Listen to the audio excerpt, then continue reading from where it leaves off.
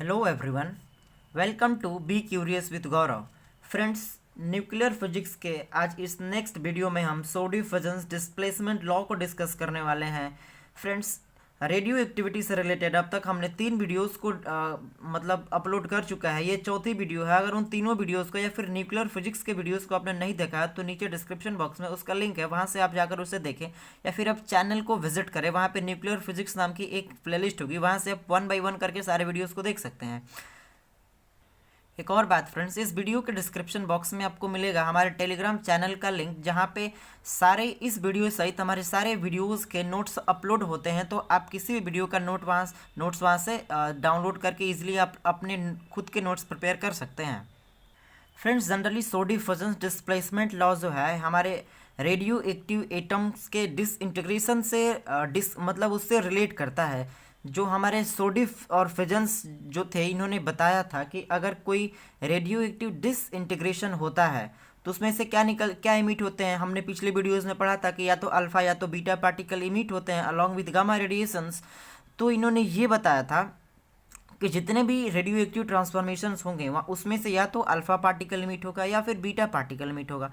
तो अगर alpha particle emit होता है तो जो पेरेंट न्यूक्लियस होगा, पेरेंट न्यूक्लियस वो होता है, मान लीजिए हमारे पास यूरेनियम 238 है, ये फर्दर क्या हो रहा है, डिसइंटीग्रेट हो रहा है। तो हमारे पास जो यूरेनियम 238 है, ये वाला किस में कन्वर्ट, इसको हम क्या कहेंगे, पेरेंट न्यूक्लियस कहेंगे। और इससे जो हमें प्रोडक्ट मिलेगा उसको क्या कहेंगे, डॉटर न्यूक्लियस, फिर डॉटर या फिर हम डॉटर एटम कह सकते हैं। तो इन्होंने ये हमें बताया था कि जो अगर अल्फा इमिशन होता है तो जो हमारा पेरेंट न्यूक्लियस है उसके एटॉमिक नंबर 2 डिक्रीज हो जाएगी और एटॉमिक मास 4 डिक्रीज हो जाएगी, और जो हमारा डॉटर वाला है उसका ये 2 और 4 रिस्पेक्टिवली इंक्रीज हो जाएगा। अगर बीटा इमिशन होता है तो मास नंबर क्या हो जाएगा, रिमेन अनचेंज रहता है, और उसका एटॉमिक नंबर पेरेंट एटम की और डॉटर एटम की एटॉमिक मास रिमेन अनचेंज रहता है, और एटॉमिक नंबर में पेरेंट न्यूक्लियस के फिर पेरेंट एटम के एक की कमी होती है, और जो हमारा डॉटर वाला होता है उसमें एक की इंक्रीजमेंट हो जाती है।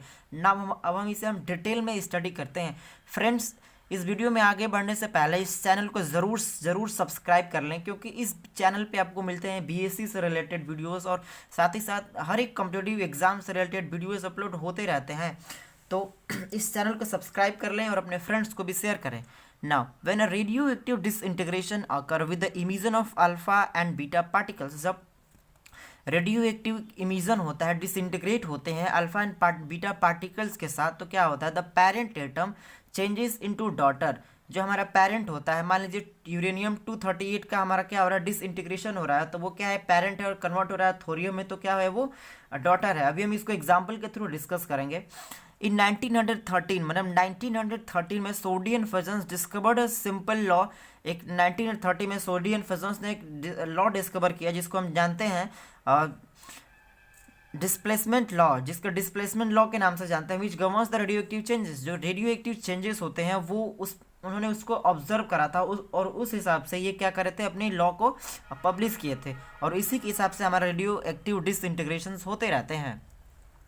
तो जो पहला इन्होंने 3 लॉ दिए थे जनरली, ये अपने जो इनका ऑब्जर्वेशंस था इनमें, उसमें से इन दोनों साइंटिस्ट का 3 ऑब्जर्वेशंस थे, 1, 2 और 3 करके। तो पहला था, in all non radio active transformation, जितने भी रेडियो एक्टिव ट्रांसफॉर्मेशन होते हैं, एन अल्फा और beta particle is emitted by in the atom.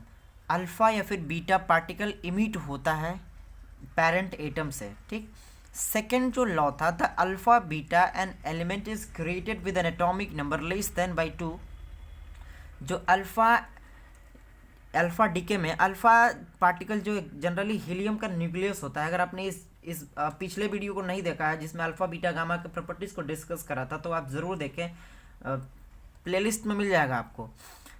तो जनरली ये बताया कि in alpha decay an element is created with an atomic number less than by 2। अगर अल्फा डीके होता है तो जो हमारा डॉटर न्यूक्लियस होगा वो कैसे होगा, उसका एटॉमिक नंबर 2 कम होगा, and atomic mass less by 4, मतलब एटॉमिक मास में 4 की कमी आएगी और एटॉमिक नंबर में 2 की कमी आएगी of that parent radio isotope.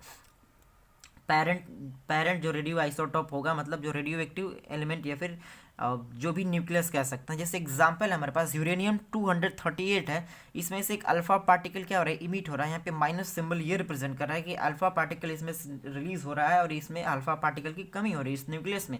तो किस में कन्वर्ट हो जाएगा, इसके एटॉमिक मास में 2 की कमी हो जा रही है, ये आपके कन्वर्ट हो जा रहा है थोरियम में, और एटॉमिक मास में इसकी कमी हो जा रही है 4 यूनिट का, यानी 2 प्रोटॉन और 2 न्यूट्रॉन निकल जा रहा है।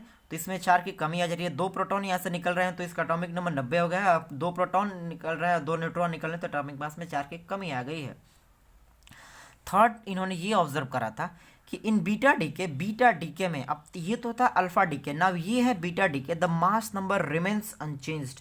जो मास नंबर होता है, यानी कोई प्रोटॉन और कोई न्यूट्रॉन का लॉस नहीं होता है, क्या होते हैं, remain unchanged, mass number remain unchanged रहता है। While the atomic number becomes greater by 1, atomic number 1 greater हो जाएगा। ऐसा क्यों होगा कि मास नंबर चेंज नहीं हो रहा है, एटॉमिक नंबर 1 बढ़ जा रहा है? इसका मतलब ये सिंपली है, एक न्यूट्रॉन एक प्रोटॉन में कन्वर्ट हो जा रहा है और एटॉमिक नंबर 1 बढ़ जा रहा है। जैसे यहाँ पे देखिए, थोरियम का एटॉमिक नंबर 90 होता है और इसका एटॉमिक मास 234 है, और ये कन्वर्ट हो जा रहा है 91 वाले एटॉमिक नंबर वाले एलिमेंट में, और जिसकी मास नंबर सेम है 234, यानी इसके आइसोटोप हम कह सकते हैं, सॉरी ये इसका आइसोबार है। ऐसे एलिमेंट्स जिनके एटॉमिक मास सेम होती है उसको आइसोबार्स कहते हैं। तो दोनों आइसोबार्स हैं, उनके एटॉमिक नंबर आपस में क्या है, चेंज है, मतलब एक कम है, इसका एक कम है, इसका एक अधिक है। ये बीटा पार्टिकल इमिशन के इमिट हो रहा है, तब ऐसा कन्वर्ट हो रहा है। And this is all about Soddy Fajans displacement law. ये सोडी एंड फ्यूजन्स का डिस्प्लेसमेंट लॉ था जो इन्होंने ऑब्जर्व करा था रेडियो एक्टिव डिसइंटीग्रेशन को।